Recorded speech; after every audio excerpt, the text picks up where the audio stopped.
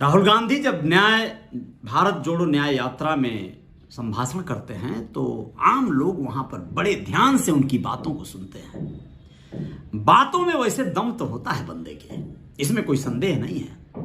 राहुल गांधी की बातें विगत दिनों एक बहुत शानदार सुर्खियों में है, चर्चा में है। वैसे तो हिमाचल प्रदेश की सरकार बचाने में काफी मशक्कतें महसूस कर रहे हैं, ये बात अलग है, क्योंकि पूरी सामदंड भेद लगा दिया गया है किस तरह से लोगों को अपनी ओर खींच लिया जाए। कहां प्रत्याशी सरकार लगी है अपने पैंतरे में कि कब किसकी सरकार कहां गिराई जाए, अपनी बनाई जाए।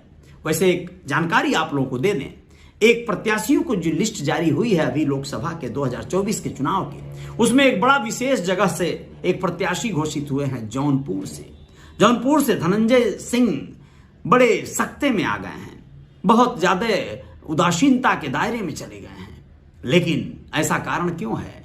बीजेपी में क्या ऐसा गड़बड़ी हो गया कि ये माहौल बन गया? आप लोगों को बता दें कृपा शंकर सिंह का नाम आप लोगों ने सुना होगा। मुंबई महाराष्ट्र में एक दिग्गज कांग्रेस के नेता, यहां तक कि प्रदेश अध्यक्ष भी पद को संभाल चुके हैं, पूर्व प्रदेश अध्यक्ष रह चुके हैं कृपा शंकर सिंह। गृह मंत्रालय तक उनको सौंपा जा चुका है कांग्रेस की सरकार में। आप लोगों को बताना जरूरी है, कृपा शंकर सिंह उत्तर भारतीयों के नेता के रूप में महाराष्ट्र में बहुत विख्यात शख्सियत के रूप में जाने जाते हैं। उन्हीं कृपा शंकर सिंह को विगत दिनों ईडी, सीबीआई और न जाने कौन कौन से हथकंडों से पेंच में फंसाने का, या फिर यूं कहें कि उनके ऊपर पैंतरा दबाव बनाने का काम किया गया सरकार की ओर से, क्योंकि उनके कारोबार, उनकी इनकम और तमाम सोर्स में कहीं ना कहीं कोई झोल तो नजर जरूर आई होगी। तभी तो ये डर के साए में नेता जाते हैं, और जो डर जाते हैं वो समझो मर जाते हैं। मर जाने से मतलब साफ है कि कांग्रेसी जो कल तक थे, शुरू से कांग्रेस की राजनीति जो किए थे, अब वो एकाएक जाकर बीजेपी के प्रत्याशी के रूप में जौनपुर से पर्चा दाखिल करेंगे। वहां से वो बीजेपी के सीट पर, टिकट पर चुनाव लड़ेंगे। गजब की चर्चा है। क्या वहां के लोकल जो स्थानीय कार्यकर्ता रहे, जो लोग वहां पर कार्य किए, क्षेत्र बनाए बरसों बरस तक, उन लोगों को वो अवसर नहीं मिला? यह बात बतानी जरूरी थी। लेकिन इसके साथ साथ आपको राहुल गांधी के उस संभाषण की बात करना जरूरी समझता हूं, जब उन्होंने यह कहा कि जो 73% किसान है देश का, वो अपने सीधा किसान के लिए परेशान है। लेकिन वहीं पर अंबानी के बेटे, मुकेश अंबानी के बेटे अनंत अंबानी की शादी में गहमा गहमी है, और मीडिया भी इन दिनों शादी विवाह भी ही दिखा रही होगी। इस मेरे भाषण को दिखाने की कुवत सब में नहीं है। यह बात उनकी सही भी रही, क्योंकि वहां पर बीबीसी के कुछ रिपोर्टर्स थे, थोड़े ही देर बाद उनकी नजर वहां पर पड़ी तो वो गायब थे। उनको काम भर के फुटेज मिल गया था, वो निकल गए थे। लेकिन आप लोग समझिएगा, उन्होंने बड़ी गजब की बात कही। उन्होंने कहा कि 16 करोड़ लाख रुपए सरकार ने अंबानी को दे दिया। अब वो लोन दिया, माफ किया या जो भी किया, लेकिन 16 लाख करोड़। ये कहते हैं कि मैंने पार्लियामेंट में यह बात रखी कि हमारे जो किसान भाई, उनका भी 1 लाख करोड़ माफ कर दिया जाए तो कितनी अच्छी बात हो जाती, कितनी अच्छी पहल हो जाती। लेकिन सरकार ने कहा, हमें जवाब मिला कि हम किसानों की आदत नहीं बिगाड़ना चाहते।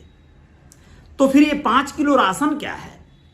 यह बात भी समझनी चाहिए। 5 किलो राशन जो दिया जा रहा है किसानों को, गरीब परिवारों को, यह क्या आदत बिगाड़ने जैसा नहीं है? आप लोग इस विषय पे थोड़ा सा मनन जरूर कीजिएगा कि ये जो फोन बांटे जा रहे हैं, एंड्रॉइड या स्मार्टफोन, क्या ये आदत बिगाड़ने वाली बात नहीं है? शिक्षक भर्ती का पेपर लीक हो जाता है, वो फिर से भर्ती निरस्त कर दी जाती है। पुलिस भर्ती निरस्त कर दी जाती है। सोचिए, पुलिस भर्ती का पेपर लीक हो जाता है, लेकिन राशन बांटना, इस तरह की चीजें, आयुष्मान भारत का कार्ड बांटना, ये सब चल रहा है। आयुष्मान भारत के कार्ड में कितना बड़ा झोल और खेल होता है, इस पर कभी और चर्चा जरूर करेंगे। लेकिन आप लोग समझिएगा, बड़ी बारीक पहलू है कि जब जब गरीबों को अपना बनाने की कवायद की जाएगी तो गरीब एहसानमंद भी होगा, वोटर भी होगा, मतदाता भी होगा, सरकार के बोझ तले दब भी जाएगा। लेकिन सोचिए, उससे क्या उसका जीवन चल पाएगा? तो ये बात बहुत आसान है, बहुत बारीक है, सिंपल सी बात है, राहुल गांधी के विषय पर थे और वो सिर्फ बात इतनी थी कि किसानों को बॉर्डर पर रोका जा रहा है। एमएसपी, मिनिमम सेल प्राइस, यह न्यूनतम विक्रय मूल्य पर जो किसान मांग कर रहे थे कि हमारे धान की, हमारे फसलों की कीमत तय कर दी जाए, इससे नीचे हम उसे किसी को नहीं देंगे या कोई हमसे ले नहीं पाएगा, उसे लेना पड़ेगा इतने में, 10 रुपया में, 50 रुपया में, जो भी कीमत तय हो जाए। लेकिन इसके लिए सरकार सहमत नहीं हो रही है। उन्हें रोकने के लिए न जाने कितने हथकंडे अपनाए जा रहे हैं। किसानों को हर हाल में जवाब दिया जा रहा है। लेकिन जो बड़े बड़े दवाई विक्रेता हैं, सोचिए 20 रुपए की टैबलेटों पे 220 रुपए का एमआरपी लिख दिया जाता है और उसे हम राजी खुशी खरीद लेते हैं। बड़े व्यवसायियों को, बड़े उद्यमियों को बड़े ऑफर दिए जा रहे हैं, बड़े रास्ते खोले जा रहे हैं, बड़े बड़े प्लॉट अलॉट कर दिए जा रहे हैं, कारोबार लगाने के लिए, फैक्ट्री लगाने के लिए लोन दे दिए जा रहे हैं। लेकिन किसानों का भैया हाल, बड़ा बुरा हाल है इस देश में। खैर, इन्हीं बातों को किसान भाई हमारे क्या समझेंगे, क्या नहीं समझेंगे, आप लोग तय करिएगा। इस वीडियो को अगर सही लगे तो शेयर करिएगा, नहीं लगे तो कोई बात नहीं है। जय जयकार तो जारी रहेगी। नमस्कार।